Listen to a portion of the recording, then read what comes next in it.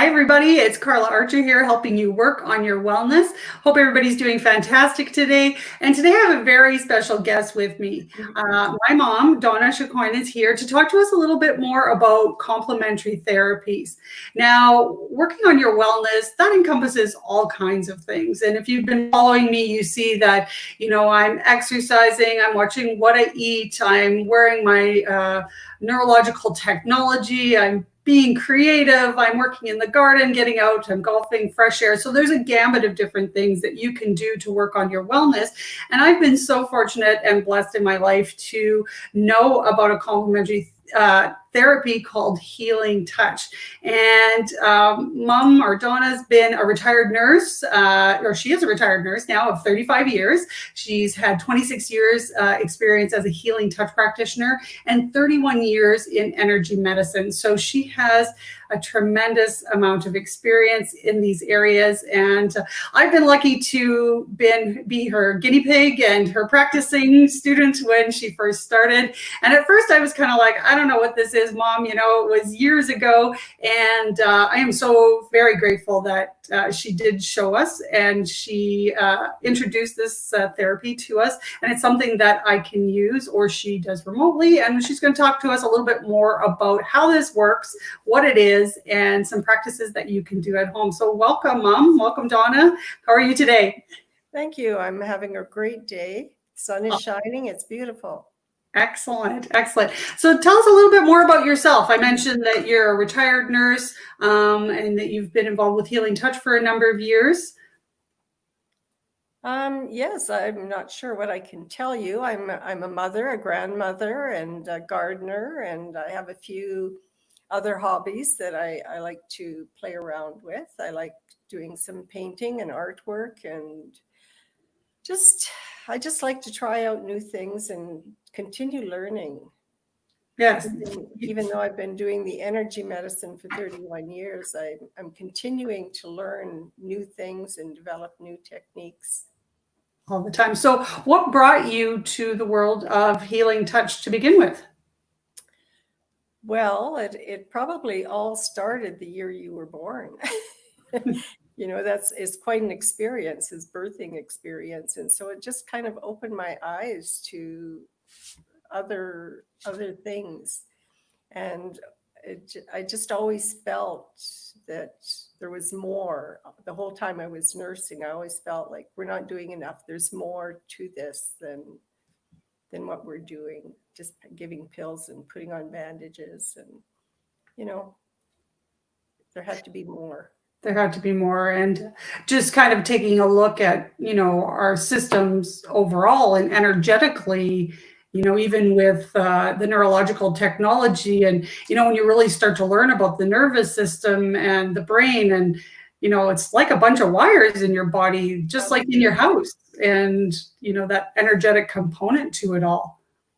Yeah. And I feel if I would have known some of the techniques that I know now back at that time, it would have made everything a lot easier. Yeah, absolutely. So tell us a little bit more about what is Healing Touch? Well, Healing Touch is an energy therapy in which a practitioner consciously use their hands in a heart-centered and intentional way to support and facilitate physical, emotional, mental, and spiritual health. And it basically involves either a hands-on or a hands-in motion. And Healing Touch was developed by Janet Metkin, who was a registered nurse, and she had her BSN. She was a holistic nurse, and she was awarded Holistic Nurse of the Year by the American Nurses Association. And this program was developed to work with the medical system. And it was developed by nurses, but you do not have to be a nurse in order to practice Healing Touch. So you're basically using your hands, because our heart gives off an electrical beat. We are an electrical system. So therefore, our hands are like electromagnetic. So when we move our hands over a person's body or energy field, we're balancing their energy. And the goal of Healing Touch is to bring a balance to the energy system so that the body can heal itself. So as we're bringing the energy to the person takes that energy and their body will do with it what it needs. It's not like we're not doing it. The person is their own healer. So you're delivering the energy in a sense. We're bringing an increased amount of energy so that the body can rebalance and heal itself. So is like, just from my own experience, and again, I'm so fortunate to have you know about this technology. You've worked on me a lot. I won't say I hate to say it, but I hate to say it, that there's been oftentimes I've either been in some kind of an accident or I've had an injury or surgery or something. So I've really had the great opportunity in my life to experience firsthand how this works and to actually, you know, feel the energy moving. Now, when a person has an injury or is recovering from surgery or something, what's happening with our energy in that particular location? Well, it's usually trapped or stuck, and we want to get it moving. That's the goal, is keep the energy in the body moving. So you usually clear an area of you want to and I'll talk later about a real easy technique for doing that. And you want to unstick the energy, unstuck it, Unstick it. move it out, and then you want to replace it with a new energy. And that's it's really quite simple. But there's a lot of different techniques, and that's one of the things that makes Healing Touch maybe different from Reiki or some other things, is the techniques. And the techniques were developed for specific reasons. There's some are for clearing the body, some are for, it depends what's happening with you at any given time, which techniques you would choose to use. So there's a number of different techniques. Okay. There's 5 levels of training to become a Healing Touch practitioner, and then there's certification after that. So it's a very well laid out program, very well it's very well designed. Very designed and governed. And so if a person is looking to go for a treatment, you'd recommend that you talk to the person first, see what their credentials are, and know that it is, an accredited program, if you will, right? Yes, and I think it's the only energy medicine program that is accredited. Very cool. So it's also a continued nursing education, also for pastors and other areas. It's a continued education program. So you're mentioning to me earlier too that, when you are treating somebody, that you work in conjunction with their physician, say, or with other treatments that they're getting? Yes, in fact, if people are refusing to see a doctor, or they don't, if we recommend they see a doctor and they choose not to, we have to refuse to treat them as well, because it's very important that they're getting their follow-up care. And it's important that we kind of work in conjunction with that, because sometimes the treatments they may need to reduce the amount of medications they're taking, or things like that. So right, because probably in general, say you go for surgery, you're given a medication, there's not that expectation that you could potentially be doing other modalities to try to help with the healing process. So understandably, then your body responds differently, and then you would need to make sure that you're on the right medication, whatnot. And that's why it's referred to too as a complementary therapy. We were talking earlier too, and I wanted to mention about when I had sinus surgery. So this is a good example of where it becomes complementary. Is structurally, I had to have something repaired. As much as I tried to correct it on my own, the inevitable was that it was structural. So, but what really helped me afterwards was with the healing process, having this type of therapy available, the work that you did on me, because energetically things were all blocked in that whole area where the surgery had occurred. And you were able to help with the movement of that energy, and that helped to facilitate some of my healing as well. And one of the most important things is the relaxation response, because the Healing Touch puts you into a very relaxed mode. And then all the processes that have to happen in the body begin to happen. There's more oxygen going, the blood flow is increased. So you're getting more oxygen to the area, so therefore the area can heal better. Which is understandable. And right now, just in my head, I'm having a visual of like a power line, and say that you got your power line, so things are flowing naturally. But if there's a break in the line, a tree falls on it or something occurs, well, then there's a blockage, and that electricity isn't able to flow. And would you say it's similarly to what's going on in the body? It's very similar, and it's like our house. In our house, we have the wires that are bringing the electricity to the house. And then we have our panel in the house that receives that electricity. And then we have the wires from the panel that take the energy throughout the house. Well, in our bodies, we have what are called chakras. We have meridians, and these all function in very much the same way. Yeah, it's interesting when you can make that kind of correlation and understand.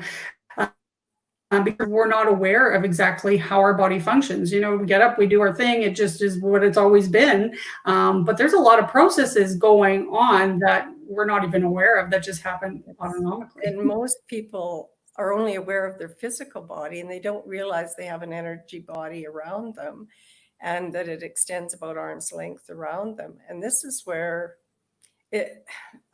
my newest connection to that is we are very similar to computers as well.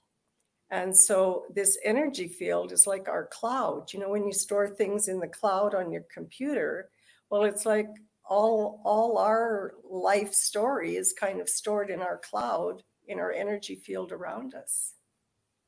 Well, and that makes sense because, we'll often hear, somebody maybe just kind of has a bad vibe, a bad sensation, a bad energy. Oftentimes people refer to that, or good energy, whatever the case may be. And, that is what is it our aura? Is that what that's referred to sort of as?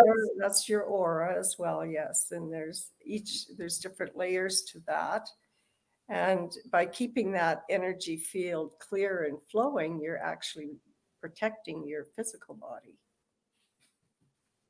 Great tool that you had taught me a long time ago is, envisioning kind of having like a bubble around me. And because I would take in a lot of stuff and internalize, and I was emotional because I was absorbing people's energy that I was meeting. So not only did I need to learn to keep my energy cleared, but I also needed to keep myself in a good position so that I wasn't absorbing other people's energy. And one of the things, the things that I learned in Healing Touch is that, first of all, you need to be grounded, which means you're connected to the earth. And I think I had given you a picture there if you'd like to. Yeah. I'll just share my screen here. And so it's like our homes are grounded. We also need to be grounded. So any excess energy that we're picking up is going to ground. And when we're grounded, we are more clear, focused, and present, and less likely to be negatively impacted by any situation. This is done by connecting to the earth through meditations and visualizations and intentions. And we can just think of a grounding image, like putting our feet in the sand, having roots grow down into the earth, just as in this picture. Yeah, this is a really great picture, and that's a great analogy that you've taught me as well, and that really getting grounded. And I think about roots coming out of my feet and into the ground, just like a tree, and just like this picture would. So this is a good one. And then you're also connected to source, to the source energy. Now that's an energy it's a free energy that's out there for everybody to tap into. Now, this is sometimes referred to as spirit, God, higher power, or universal life force. So whatever feels right for you, but it is out there, and it's something that we need to draw in, and we can draw it in from the sun. So just bringing that energy in, and we need to connect to this energy and draw this energy into us. And a lot of people are energy thieves. They don't realize where their source is. And so they're sucking energy from people. And you've probably been around people that are very draining to be around. And it's because they're sucking up your energy instead of trying, getting the energy from the source. Well, and it's interesting because it is a statement that I think a lot of people may use is, oh my God, they just sucked the life out of me. And Exactly. literally that's what's happening. But if we're not consciously aware of our energy, that presence of energy around us, then we don't know that that's actually a real thing that's going on. That's right. And then the other thing that's very important is centering. And centering is about being in your center, which is your heart space.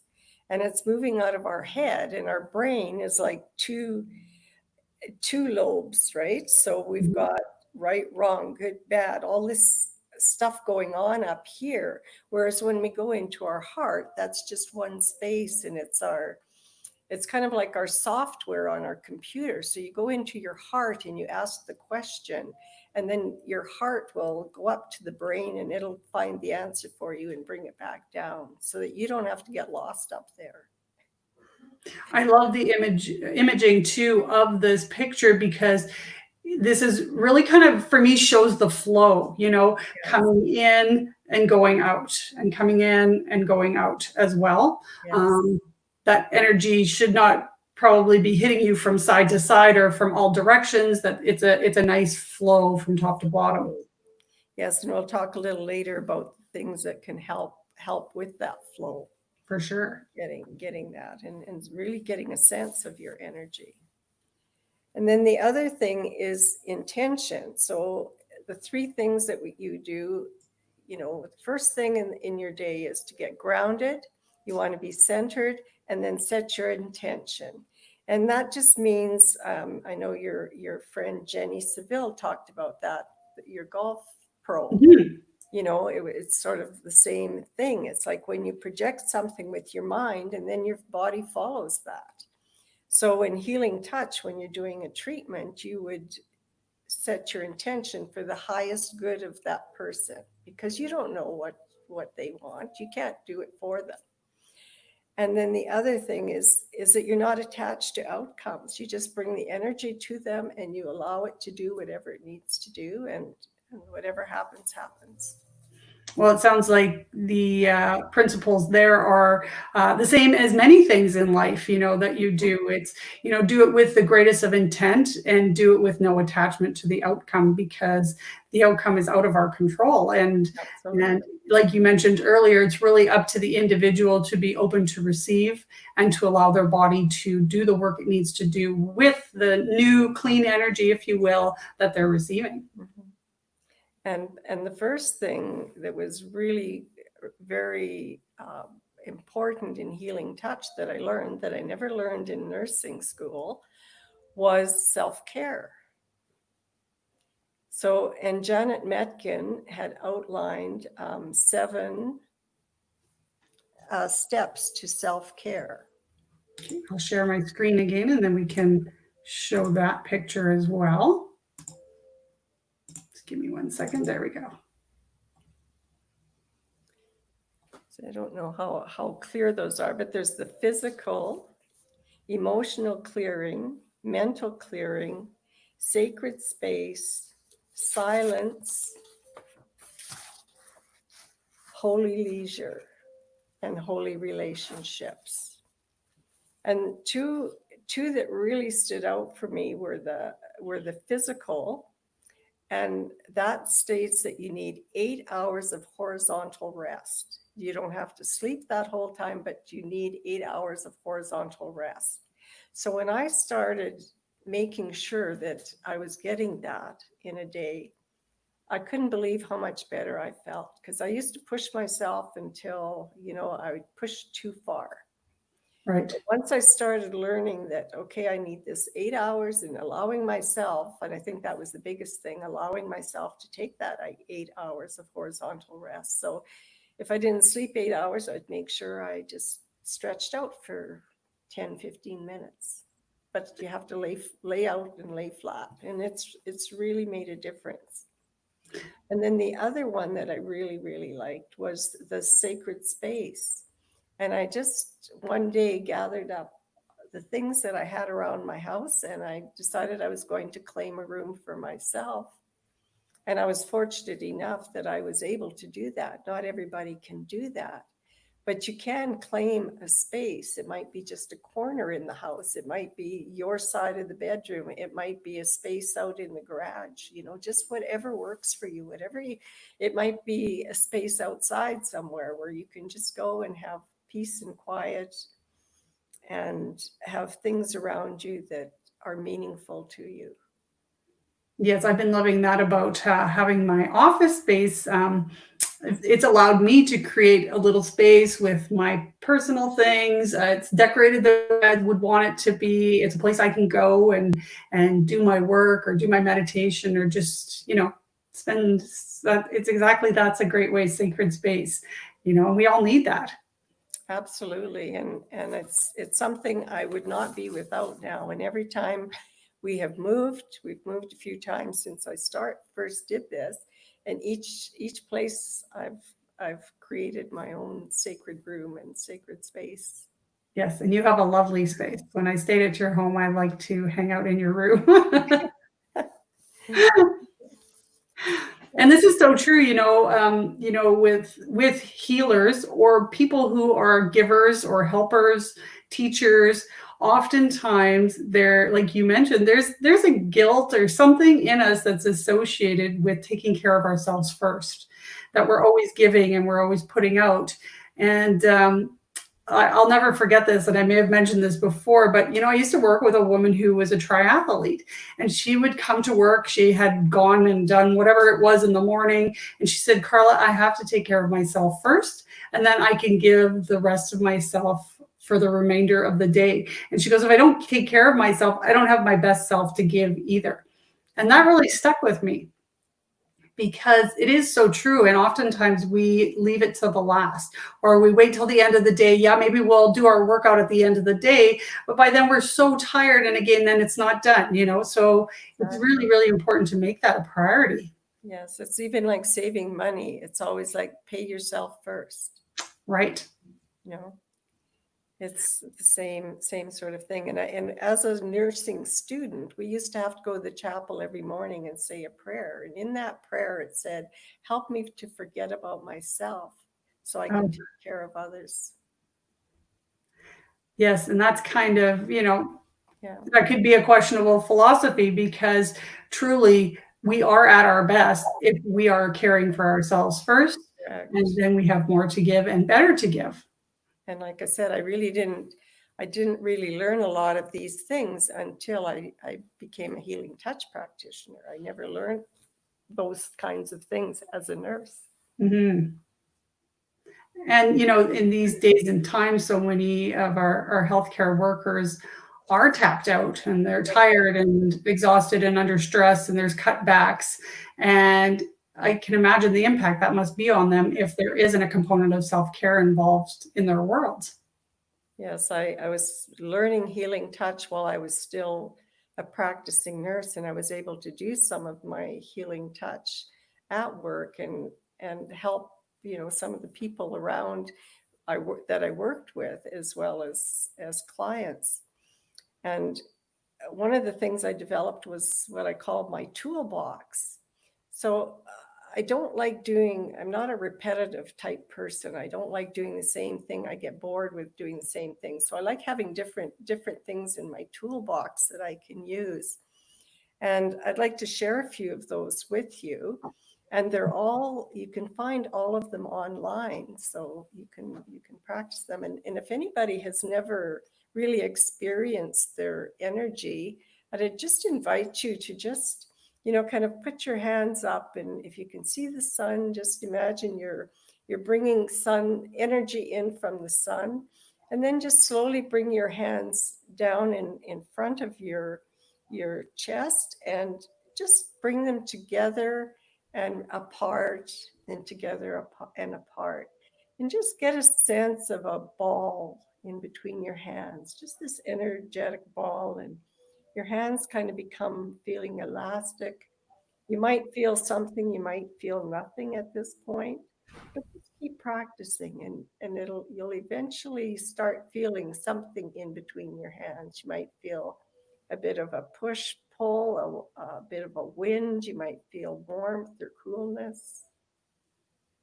And it's Yes, and you're right, exactly. You know, the more you practice and the more that you connect, you ground yourself to the ground, you think about energy coming into your body and go from that heart center, like you explained, the more connected you get with your energy. And it's pretty cool because I know when of course I was a teenager when you first started to explore this and share it with us.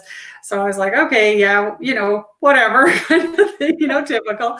But you know, really once I went, you know what, she's on something here, and started learning this myself, and you kept saying, you can do this for yourself.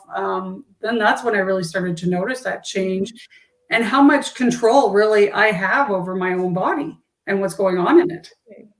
And with this energy ball, now you can do all kinds of things with it. You can take this energy ball and you can bring it to an area where you're having some discomfort. Worry is a very negative energy. I mean, a lot of people are, especially nowadays, are just sitting there worrying about everything and everybody. And so instead, if they just, sent that love from their heart and filled up that energy ball, and then just allowed, little bubbles to form, and then just allow those little bubbles to flow. If you know somebody that needs some extra love and attention at this time, send it to them instead of sitting there worrying about them. It just makes so much more sense because you feel better, and those people are actually going to receive your energy. It's just like a prayer. You can even put a prayer into your energy ball if you want and send that off to someone. So and there really is no right or wrong way to necessarily do it. Don't worry if you're like, oh, I don't know if I made my ball right. It's about that connection with your mind. Yeah, in your heart. Your energy and your intention. Yeah, your heart and your intention. Yeah, it's all about intention. Just there is no right or wrong. That only goes on up here. But in the heart, there's no right or wrong. And when you really start doing things in your life with good intention, or with a set intention, I should say too, it's amazing how things start to change. I know even right now with the work that I'm doing, I've shifted to an online presence, and people, how do I connect with people? How do I do this in a way that feels right for me? Well, I actually do that exact thing. When I'm going to be messaging somebody, I think to myself, I'm thinking of that person. I'm sending good energy to them and good intentions to them, and a good feeling of hope that we may connect or something. And that feels nice to me because then I don't feel robotic about what I'm doing. I feel like my intention is really quite pure and true. And it's as beneficial for me as it is for them, hopefully. Absolutely. And we actually receive more energy when we give energy. We actually end up receiving more because we're not using our energy, we're using source energy. Well, and we can even relate that to times too when maybe you phone somebody and they say, oh, I was just thinking about you. Well, that's the same sort of thing, right? They're sending that energy of their thoughts to you, and you're actually receiving those energetic thoughts. And I think we connect with people more than we actually are even aware that it's occurring. That's right. We do. And even Hippocrates said the natural healing force within each of us is the greatest force in getting well. So it's not something new. This is very old technology.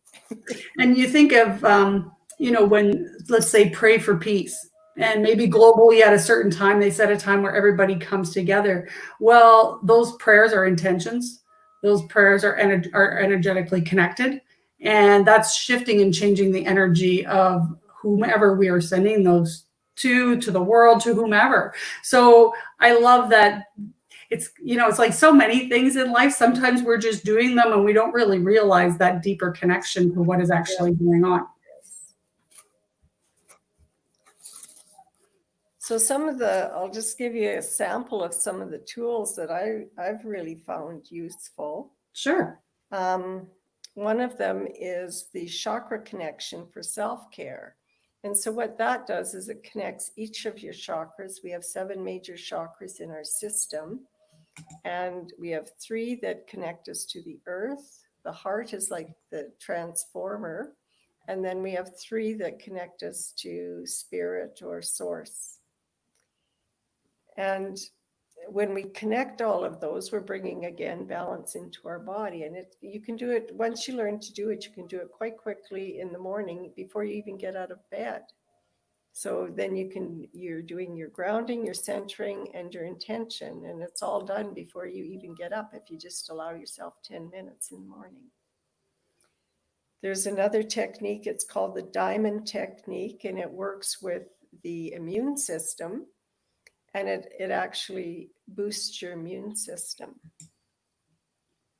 I'm going to share some links of these different techniques as well in the comment section.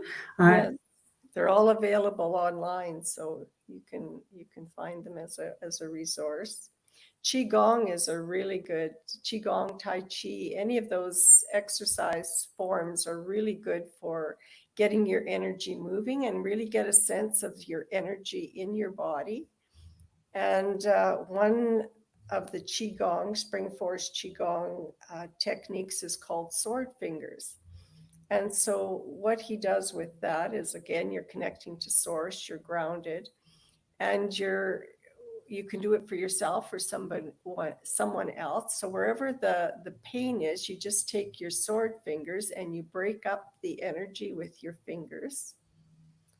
And then you take kind of like a claw hand, and it's like you're going in and you're pulling out whatever that is. And you just keep pulling until you feel, and you want to just throw it away, pull it out and throw it away until it feels like there's been a shift or a change in that energy. And then you want to put energy back in. So you bring, from using your palm, you bring energy back to that area, and you just bring your hand down 9 times.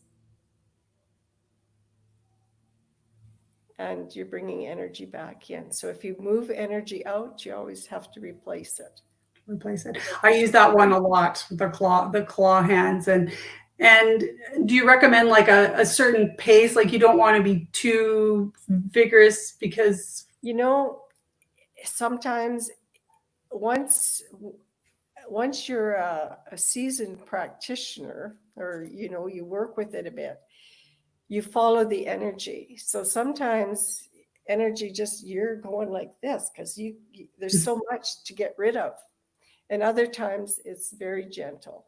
So you kind of, and intuitively yes, you know what to do. You will feel the energy and you'll know what to do. It's very surprising.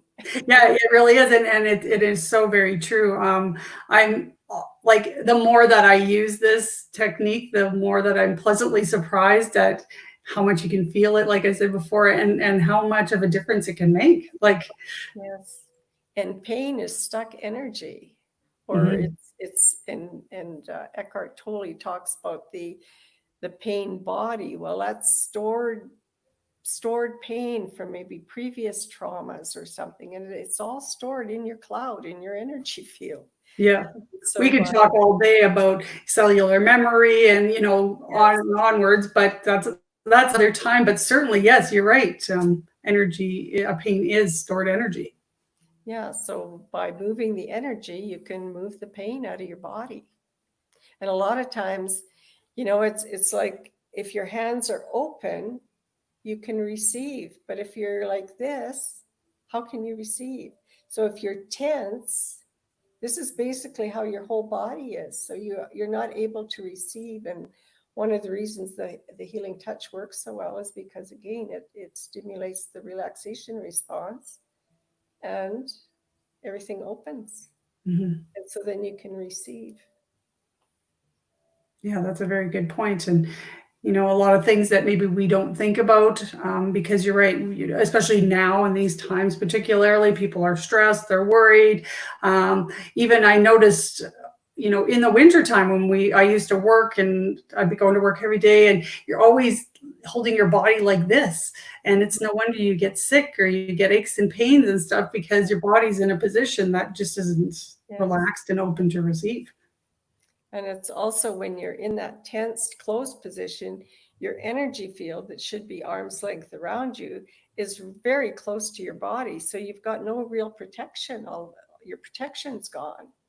But when you're coming from your heart and you're, it's like it pushes it out to where it should be. So then you've got this, it's like your own personal bubble. Your own personal bubble. Yeah. Excellent.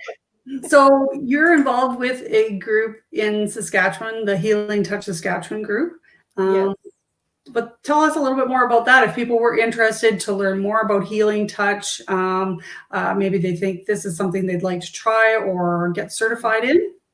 Well, we have monthly meetings, and right now we're doing them on Zoom. We have a Facebook page where we post different things. This is a group that connects Healing Touch practitioners all over Saskatchewan. When I first started, there were very few, and they were few and far between. They still are, but there are, we have a whole group in Saskatchewan now. So it's growing all the time. We have classes periodically, and they're usually posted on, well, they're always posted on the Healing Touch page as well. Classes are usually a weekend long, and for each level. So it's a fairly intense weekend of learning, and then you practice for several months, and then you go on to the next level. Or Janet Metgen's goal was to have at least one person in each home learn level 1. That was her goal. Yeah, just to, get a sense of how our body works, and for some health care, or self-care, I should say. Yeah, the techniques you learn in level 1 are so useful and helpful. And if you do nothing more than a level 1, you're learning a lot. You're getting all the basics. And so not everybody has to become a healer. Right. And yeah, that's not everybody's calling either or desire, but certainly if you can help manage your own discomfort, manage any emotions that you may have, it's a great technique to really love on and take care of yourself. Like I would say the next time, if you even just bump your arm or get a bruise, or maybe you are feeling worried, just try that practice of creating that energy ball and sending that good energy to that space, or with the claw hand, like you were saying, and removing it and then adding new energy, and just give that a whirl and see if you notice any difference, and spend a few minutes on it for sure. Give it some time. And it's always good to evaluate your level of discomfort or pain before you go into an activity too, so that when you leave the activity, you can give it some kind of a numeric value and see if you notice a difference. And one of the things I didn't mention was my other tool that I really liked, and that's the EFT tapping. And that's exactly what they do, is they rate everything before. And what I found with that was it really helps you to bring up your emotions, express them, and then find a way to deal with them, so that your emotions aren't always getting away on you. And it really helps to, like, for example, if you go from anxiety to a calm state.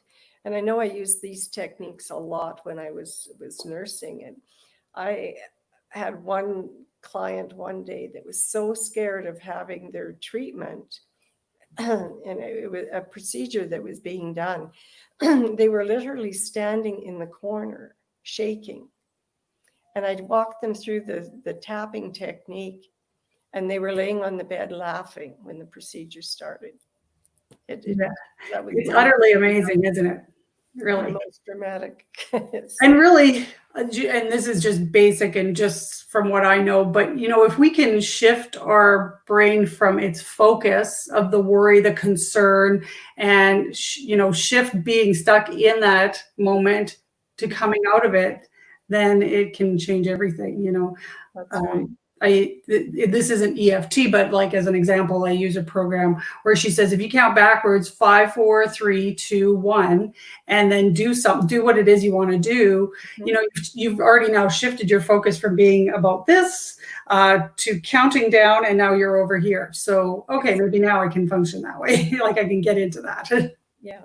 And I found before I had these tools to use, like I could get into a funk for a whole week, and, you know, whereas now it's like I just start going there and it's like, oh, gee, I got to get out of this, you know, like not going there. Yeah. Well, it really, the more you practice it, the more self-awareness that you develop as well. Exactly. Because for many people, they're not aware that they may hang out in that space for a prolonged period of time, or that's where they settle until they start going, oh, that's happening and I want to get out of it. And then. Yeah, but if they have no tools to get out of it, they just keep falling, you know, deeper and deeper into that hole.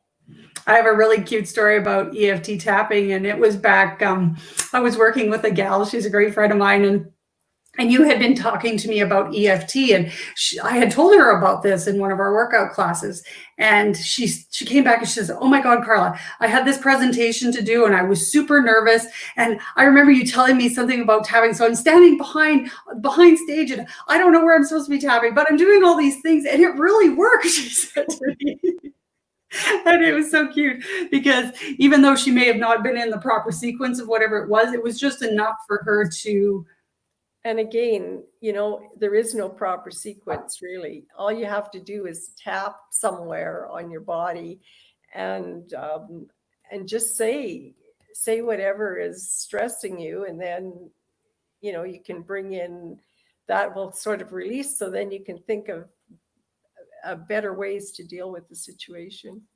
Yes. And we'll share some links to that too. And maybe that's something that you may come back on and talk to us a little bit more. We'll just talk specifically about EFT tapping because I believe it is a fantastic tool and easy to do. It's something we can do on our own. I know when I was going through my struggle with my sinuses, I watched a lot of videos about, you know, people with sinus issues or injuries or whatever the case may be. And it really, again, relates to that emotional connection to your cells and that release, and that we're really carrying around a lot of that stuff. And then it shows up as these other issues or concerns. Yes. And one of the most frequent comments after a treatment is people's comment will be, well, I feel so much lighter. And it's like, yes, and you are lighter because you've allowed so much stuff to just leave your system that you don't really need to be carrying.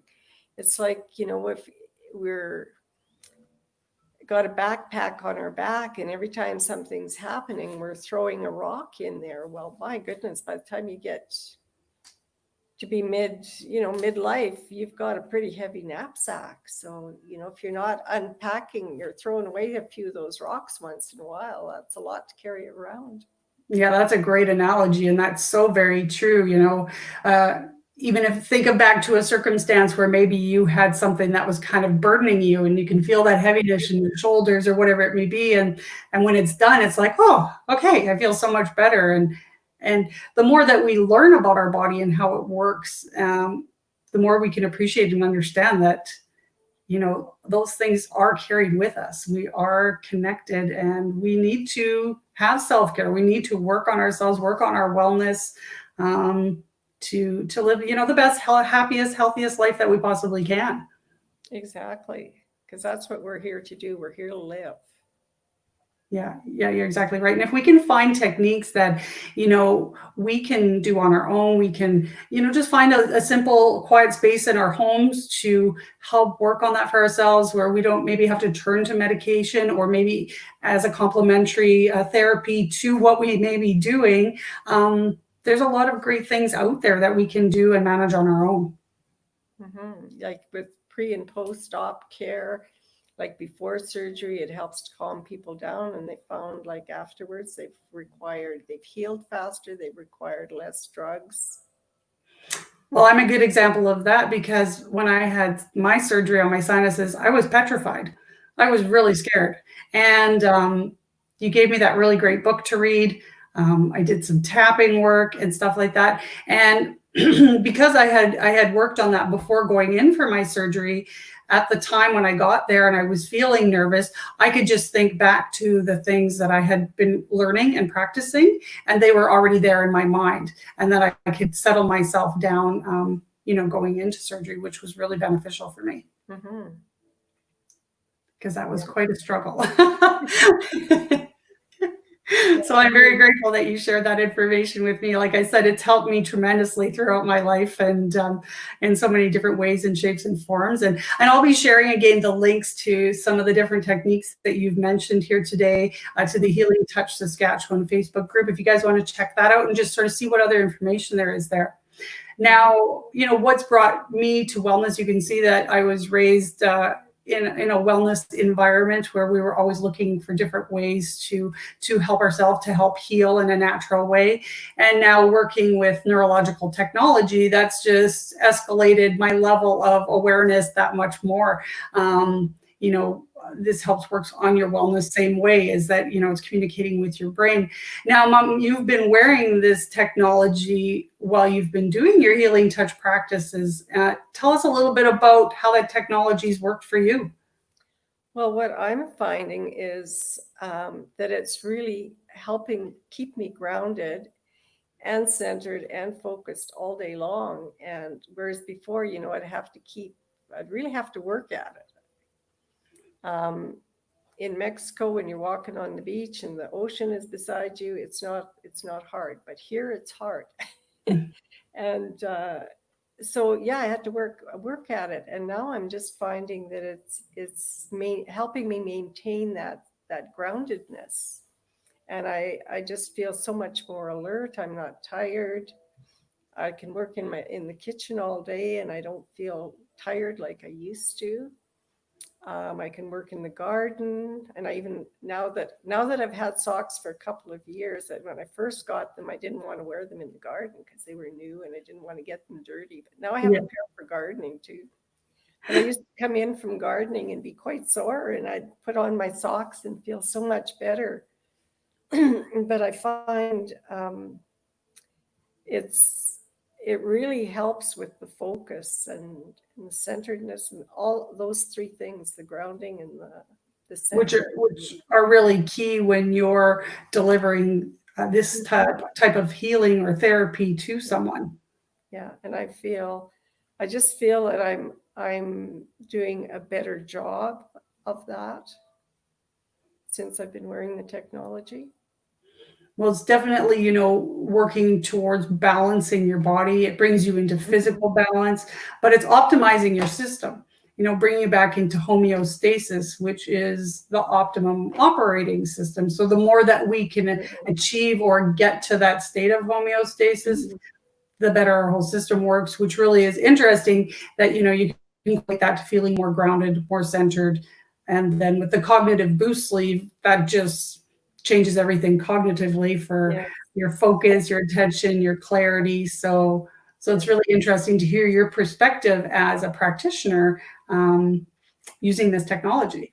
And I did a 6-week job with Elections Canada, and I haven't been in the workforce for 15 years. So it was almost like it wasn't me that was functioning there, because normally I would have been nervous and like, oh, I don't know if I can do this because it's totally out of my line of work. And it was amazing. I was just amazed with how I was able to function.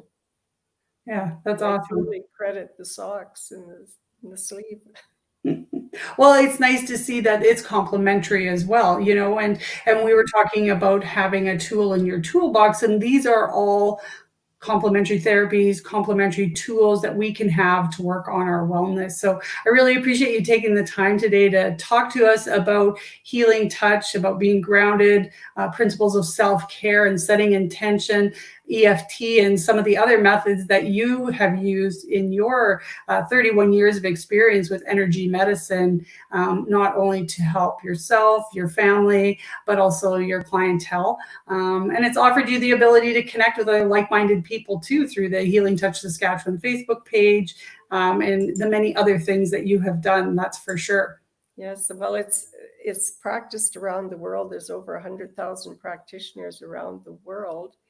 And yeah, it's growing all the time. So I've been doing Zoom calls with people from the States, from all over. It's really, really cool. I love to see that too, because, you know, we're very similar in that, you know, we love to learn, we love to explore new things. We're open to look at new ways of thinking about healing or whatever it may be in life. And I'm really proud of you, Mom. And it's been a pleasure talking to you here today. So thank you for joining me. Well, thank you. It was a pleasure.